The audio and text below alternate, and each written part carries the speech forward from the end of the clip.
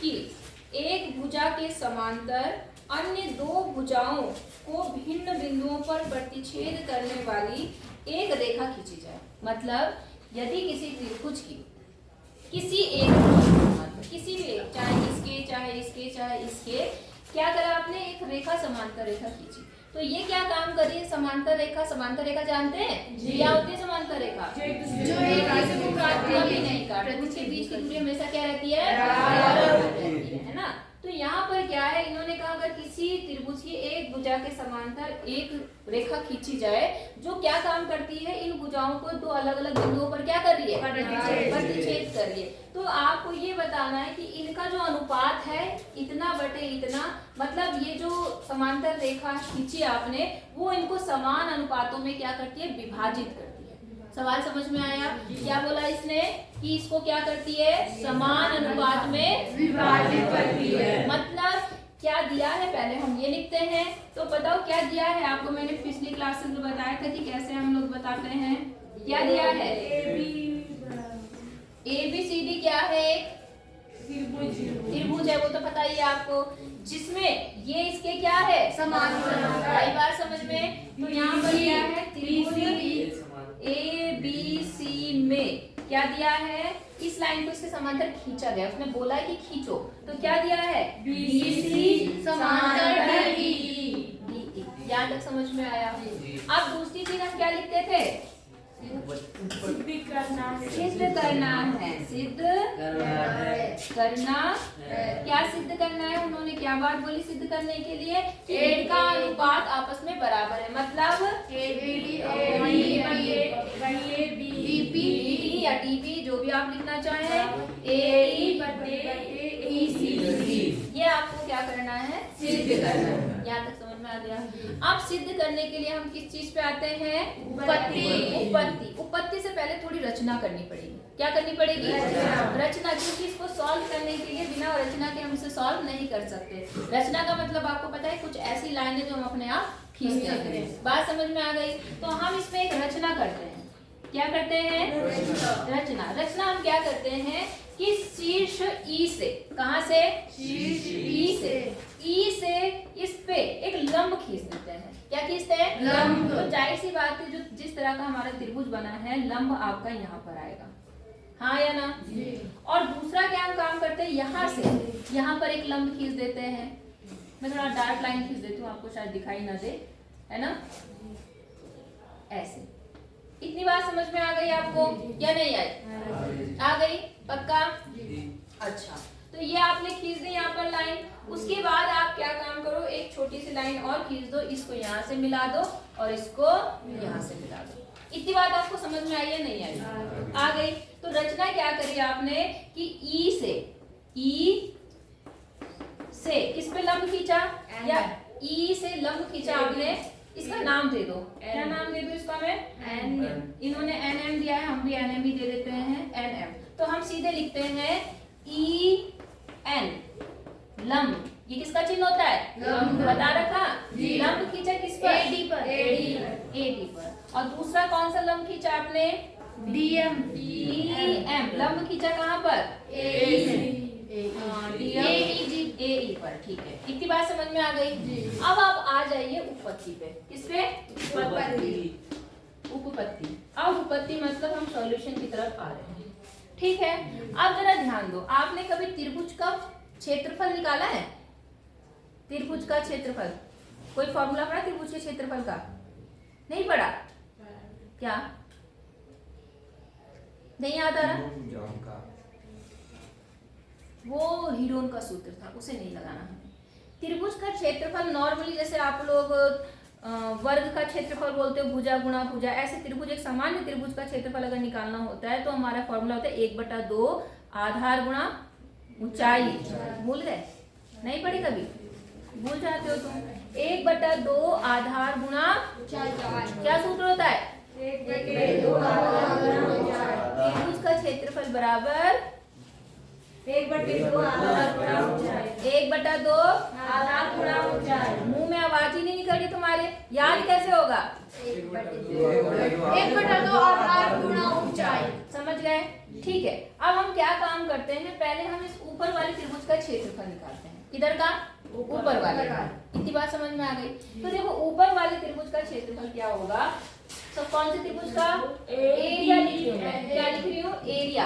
Area मतलब मैं पूरा ना लिख के त्रिभुज ADE का क्षेत्रफल लिख रही हूँ। एरिया ऑफ त्रिभुज ADC, मतलब शॉर्टकट थोड़ा सा। ये एरिया मतलब आपको पता है क्षेत्रफल को इंग्लिश में क्या कहते हैं? एरिया। तो एरिया मैंने किसका निकाला? ADE। किसका? ADE। तो इसका मैंने क्या सूत्र बताया? 1/2 आधार गुणा ऊंचाई। यही बोला। तो ठीक है, 1/2 तो ठीक है। अब आधार देखते हैं। पहले हम इधर से लेते हैं, ये वाला इधर लिया हमने, ये हमारा ऊंचाई हो गई। ये क्या हो गया? हमारी ऊंचाई। और ये क्या हो गया? आधार। आधार। तो आधार आपका कितना है? नाम बताओ जल्दी। और ऊंचाई कितनी है? तो 1/2 आधार की जगह पर तो AD आ गया, और गुणा ऊंचाई की जगह पे कितना आ गया? EN आ गया या NE आ गया। बात समझ में आ गई? अच्छा, अब आप एक और काम करो, इधर वाले त्रिभुज का, इस वाले त्रिभुज का, ये त्रिभुज दिख रहा है, इसका नाम क्या है? AEB। इसका भी एरिया निकालते हैं। AEB। इतनी बात समझ में आ गई? अब देखो इसका भी सूत्र वही बनेगा, 1/2 आधार गुणा ऊंचाई। हाँ या ना? अब मेरी एक बात समझना, आधार तो कौन सा हो गया इस त्रिभुज के लिए? AB। लेकिन ऊंचाई, लेकिन हम देखो इस त्रिभुज का क्षेत्रफल निकाल रहे हैं, इसका निकाल रहे हैं, इसका निकाल रहे हैं, इस छोटे वाले का इसका निकाल रहे हैं। इसका नाम क्या है? DEB। हम इसका तो निकाल चुके हैं ना, हम केवल इस वाले भाग की बात करें, इसकी, है ना? तो इसके लिए आधार तो क्या है इसका? DB। और ऊंचाई?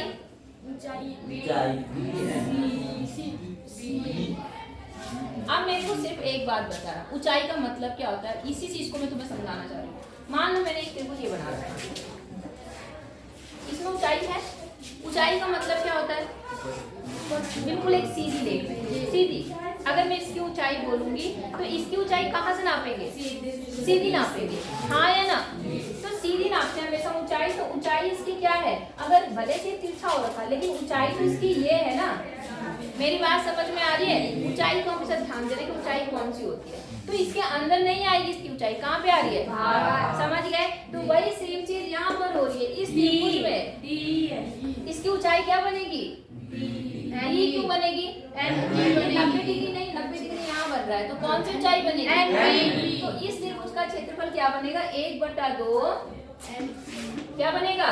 DB गुणा NE। बोलो यहाँ तक समझ में आई बात या नहीं आई? आ गई। बस ऊंचाई का खेल है, बाकी कुछ भी नहीं है, हो जाएगा। इसको इक्वेशन 1 मान लो और इसको इक्वेशन 2 भाग कर दो। एरिया ऑफ त्रिभुज ADE और डिवाइड कर दो किससे? एरिया ऑफ त्रिभुज DEB। कितना आ गया देखो, मैं थोड़ा शॉर्टकट कर लूं, इससे क्या हो जाएगा? NE से NE क्या हो जाएगा? और यहाँ से कितना आ गया? बटे यहाँ तक समझ में आया? इसे इक्वेशन नंबर 3 ले लेना।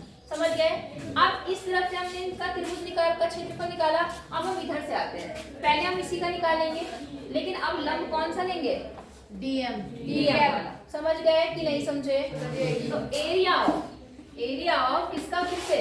ADE। लेकिन हम इधर से लेके चलेंगे, तो इसके लिए आधार कितना है? AE। और ऊंचाई क्या है? DM। बोलो समझ में आ गई? इसे इक्वेशन 3। सेम इसी तरह से इस वाले त्रिभुज का निकालेंगे, ये जो इधर की तरफ है। इतनी बात समझ में आ गई आपको? इसका क्षेत्रफल क्या होगा जरा ध्यान से देखना। एरिया ऑफ, क्या नाम बताओ इसका? DC। फिर से वही 1/2। आधार कितना होगा बच्चा इसमें? EC। और ऊंचाई कितनी हो जाएगी? DM। बोलो बात समझ में आ गई या नहीं आई? अब इसको भी हम क्या कर देते हैं? डिवाइड। तो एरिया ऑफ ADE बटे एरिया ऑफ DC ई। यहाँ पर भी थोड़ा कटेगा, देखो इससे ये कट गया, इससे ये कट गया, कितना आ गया सी ई या ई सी, जो भी आपको लिखना है मर्जी आपकी। इसी लिखा है, इसी लिखो। बोलो समझ में आ गई बात? इतनी बात समझ में आई या नहीं आई? अब जरा ध्यान से देखो, इक्वेशन 3, 4, 5 और 6। तो आप समीकरण 3 को देखो और 6 को देखो। किसको देखो? 3 और 6। 3 ये है और 6 ये है। क्या देख रहे हैं आप? क्या खास है इनमें? हाँ, इसकी लेफ्ट साइड जो है वो दोनों क्या है? बराबर नहीं है, कुछ कमी है। कमी क्या है? ऊपर वाला तो बराबर है, ये इसके बराबर है, लेकिन ये इसके बराबर नहीं है। नहीं है ना? अब इसको समझो क्या है। आप हमेशा एक चीज ध्यान रखना, दिमाग में बिठा के रखना। अब तो तुम्हारे पास से परिमेय हट गई। एक परिमेय होती है कि समांतर भुजाओं एक ही आधार पर, इस पर एक ही आधार और दो समांतर रेखाओं के बीच बने त्रिभुजों का क्षेत्रफल क्या होता है? बराबर होता है। समझ में आई बात? मैंने क्या बोला? अभी चलेंगे। जैसे मैंने कहा क्या बोला, एक परिमेय है वो आपके बीच में नहीं, लेकिन आपको याद रहनी चाहिए। अगर आपने आधार एक ले रखा, आधार क्या ले रखा? और ये दो समांतर रेखाएं हैं, यहाँ पर जितने भी त्रिभुज बनेंगे सभी के क्षेत्रफल क्या होंगे? बराबर। ये चाहे कोई भी ले लो, सबके क्षेत्रफल क्या होंगे? बराबर होंगे। क्या होंगे? सभी के क्षेत्रफल बराबर होंगे। बात समझ में आ गई? तो उस हिसाब से जो ये वाला है, ये वाला देखो, ये एक ही सब दो समांतर रेखाएं हैं जी। और देखो एक ही आधार पे बना, चाहे आप आधार इस वाले को मान लो, ये देखो दोनों एक ही आधार पे बने कि नहीं बने जी। तो इनका क्षेत्रफल आपस में क्या होगा? बराबर। नहीं आई बात समझ में? आ गई। तो उस अनुसार आप क्या लिखेंगे? परंतु हम क्या जानते हैं कि एरिया ऑफ कौन सा? BEB बराबर होगा किसके? Area of BCE। और कारण क्या लिखोगे? वही सेम जो मैंने बताया कि एक आधार और दो समांतर रेखाओं के बीच बने त्रिभुज का क्षेत्रफल क्या होता है? इतनी बात समझ में आ गई? तो जब बराबर हो गया तो ये और ये आपस में क्या हो गया? आप किसी एक की जगह पे चेंज कर सकते हो। तो उस अनुसार ये वाली जो लेफ्ट साइड है वो इसके क्या हो जाएगी? बराबर। और आपका जो रिजल्ट आया वो मैं यहाँ लिख देती हूँ। राइट साइड में क्या आया? यहाँ से क्या आया? बटे कितना? और यहाँ पे कितना आया? AE बटे EC। हाँ या ना? अब देखो जरा, AD ये हो गई, BD ये हो गई, AE ये हो गई, EC ये हो गई। आ गए बना अनुपात बराबर? हाँ या ना? और इति सिद्धम, हेंस प्रूव्ड। बोलो बात समझ में आ गई या नहीं आई? और अब इस चीज को आपको याद रखना है। इसको क्या करना है? क्योंकि आगे ये प्रश्नों में आपके यूज है। ये समझ गए?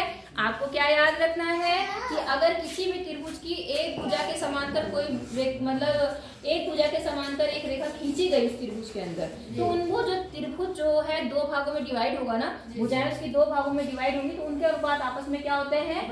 बस ये 3 रूल याद रखना, आपके बहुत सारे क्वेश्चन हो जाएंगे। कौन कौन से रूल बोले मैंने?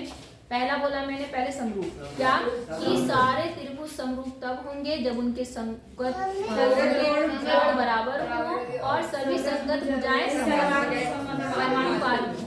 ये और दूसरा, अगर किसी रेखा के समांतर आपने यहाँ पर एक रेखा खींच दी और वो क्या करिए त्रिभुज को कि अन्य भुजाओं को 2 अनुपात में विभाजित करिए, तो इनके अनुपात भी आपस में क्या होते हैं? बराबर होते हैं। आपको ये याद रखना है। अगर आपके दिमाग में ये बातें हमेशा क्लियर रहेंगी तो आप कोई भी क्वेश्चन आराम से कर लेंगे। बस हमेशा इनको ही लगाना है। बोलो समझ में आया आपको? नहीं आया?